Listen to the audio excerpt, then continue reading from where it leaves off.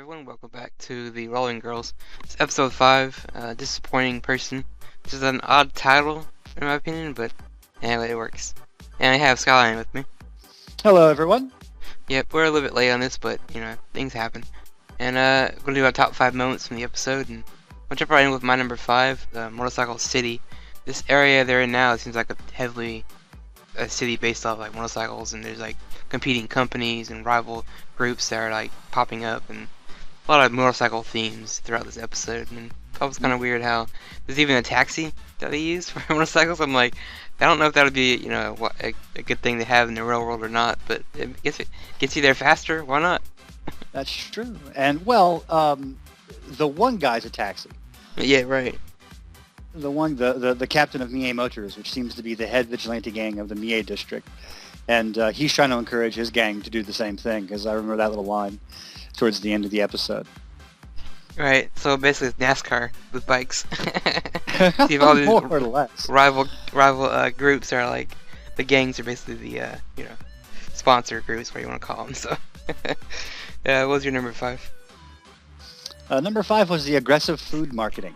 Just basically, if you can hit someone with your food, they are obligated to come into your restaurant and eat. Oh, right, yeah, it was, yeah. And I don't know if, it was implied at the end of the episode that you kind of got to get, some tempura shrimp in their mouth, and that's what counts as hitting them with it. But I don't know. I guess if you had, a tray of mashed potatoes, you could just start flinging it at people and come on in! Come on in! Guess that's one way to get people interested in your restaurant, through forceful tactics. Oh, wow, this stuff tastes fantastic now if it was only on a plate and not on my face. Right. It's like, you go to, I don't know, Sam's Club around here, they try the samples, it's like, the free samples, like, once you try it, they make you buy it, like, that'd be funny. It's kind of like the perfume sellers if you go to department stores. They just don't even ask if you want to be sprayed with stuff. They just spray you with it. Here you go. You'll smell awesome later on. Right, you'll be thanking me later, or you're crying or gagging. Exactly. But yeah, so those are number 5. It's pretty interesting. Number 4 for me would be a new character this week. Himiko, daughter of I'm gonna mess this up, Shakahoko Maker? I think I got that right. I'm not sure. Sachihoko. Okay. Sachihoko.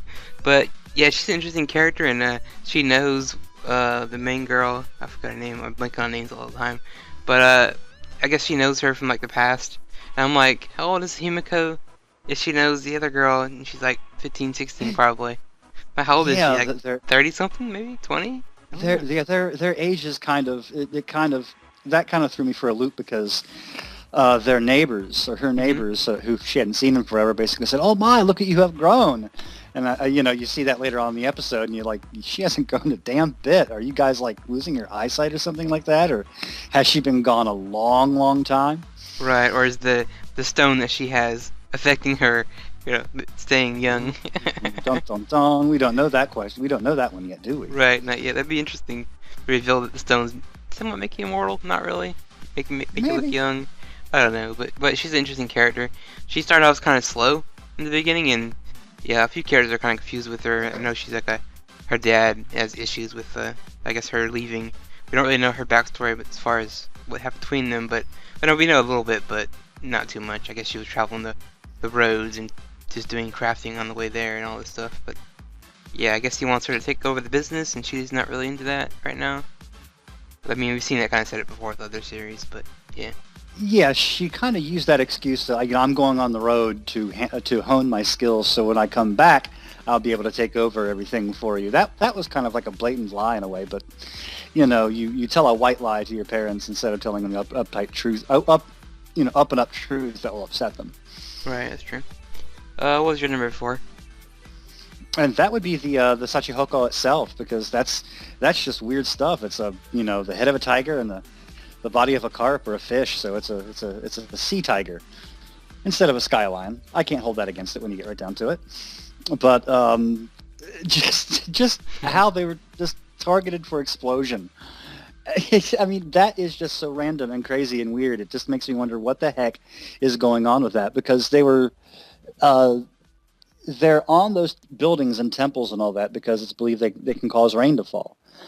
and so they could protect from fire because Japanese homes, traditional Japanese homes, made of wood and paper. You need fire protection from those things, most especially when you get right down to it. So it makes me wonder what if there was a symbolic reason behind why they destroyed them all. Right, yeah, they kind of exploded randomly at like the beginning of the episode, and Mhm. that was kind of weird that they did that. But I guess while I was learning that maybe one of the gangs may have done that to get back at that group or whatever. But yeah, I mean, it was kind of weird, and especially in the beginning when they blew it up, it flew and hit the other girls like it just out of nowhere. And What's that? The yeah, dorsal fin. Oh, well, yeah, sure, it's a dorsal fin. You got yeah, that right. it reminded me of the shrimp they're eating. I'm like, it's kind of the same. The way the design is. I'm like, maybe that's where it's kind of inspired from, or taken from, whatever. The way it looks. But yeah, it's very weird, like you said. It's a creature that mythological lore, the tiger and all this. I'm like, basically Pokemon in anime terms. So, Sure. But yeah, so number 3 for me would be the biker gangs. I guess some of them used the bike to communicate, which was I guess it was funny in the beginning, but near the end, in the middle, it started getting very annoying.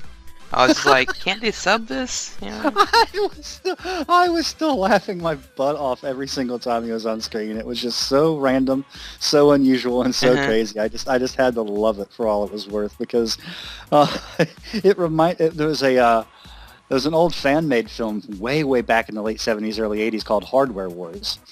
So, Google that, go look it up. It's probably available on YouTube. It's by the same guy that did Troops. Much later on after the Star Wars Extended Edition came out, but they had a character called Darth Nader, and instead of like wearing it was all hardware based, so all the special effects were done with hardware and stuff like that. But Darth Nader, instead of wearing like a regular mask, he wore like a welder's mask, and you couldn't hear his voice, so he was just and the characters are saying, "What?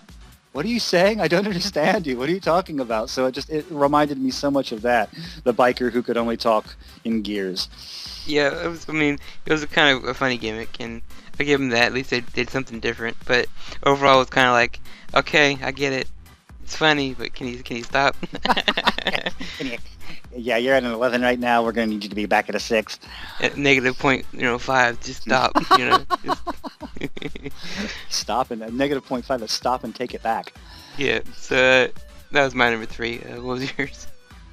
The stones appear as if they're changing hands like all the time, because you see at the very end of the episode, Tomiko, who's revealed to be the Mie City Motors captain, he gave a stone to Himiko, and you also notice that the fact that the last arc, there were stones changing hands from Chiaya to Thunder Road, Akihabara. And then you also know that the stones changed hands from Nozumi to Machan. So it just seems that they never stay in each other's possessions for very long. They just answer a need whenever the need comes up. And so that's a kind of a contrast to what Chiaya's mother is doing, and collecting them, keeping them all in one place, brokering them and making them under contract and getting them back or something like that. So that's a curious little wrinkle of the story I enjoyed as well. Yeah, it's thrown in there as a way, I guess, saying that the stones are important. They've been around for a long time, and people have been using them here and there and over.